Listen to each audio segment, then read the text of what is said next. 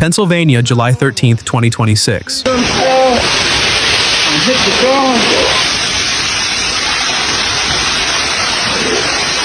Mayor Parker and city leadership have issued a declaration of disaster emergency after severe storms moved through the area on Saturday, July 11th.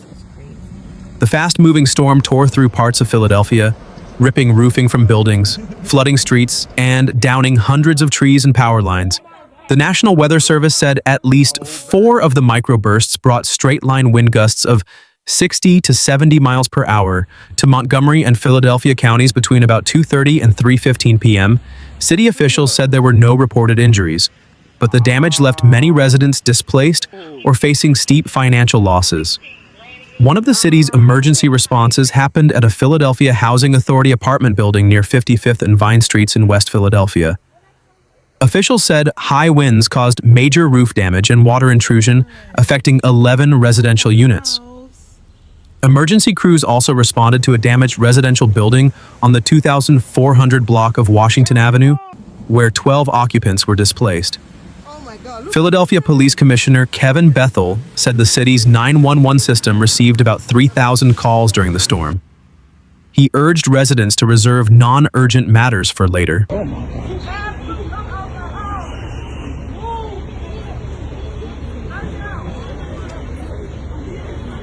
In Winfield, heavy rain quickly turned streets into rivers. Video taken near 57th Street and Lebanon Avenue showed water beginning to pool just before 3 p.m. Minutes later, several cars were underwater. More than a dozen parked cars were pushed by rushing water, slamming into poles or each other. Some residents said the flooding left them without transportation or a way to get to work. In surrounding homes, the damage was equally severe. Water could not be avoided and entered residents' homes.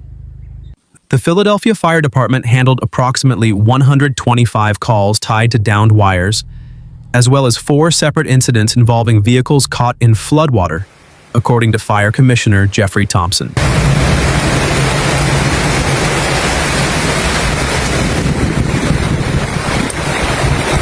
City officials were tracking more than 500 active power outages affecting upward of 26,000 PSO customers as of Saturday evening, with restoration efforts underway in coordination with the utility.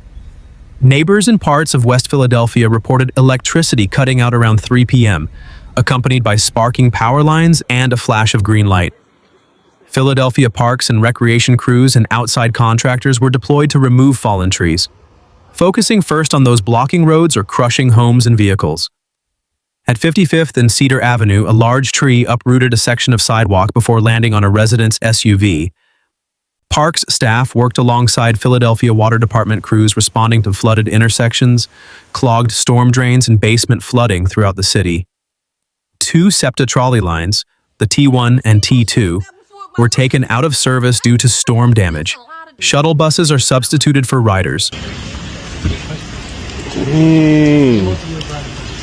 Oh, they're gonna be mad. That car not coming out. City leaders visited the damaged Housing Authority building in West Philadelphia as cleanup crews worked to clear debris. Mayor Sherrell Parker said response teams are addressing incidents based on severity and asked residents for patience. Parks and Recreation Commissioner Susan Lawson said crews are prioritizing life safety issues. If there's a home and someone can't get out, that's where we're going first.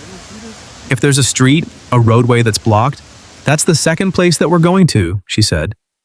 Residents are encouraged to report damage not only to private insurance, but also through the city's Damage Reporter survey at www.phila.gov/damage-reporter so officials can document the storm's impact. Cleanup efforts continued into the night as crews worked to clear debris, assist displaced residents, and restore access to damaged streets. Look at that. Oh my God. Look at that.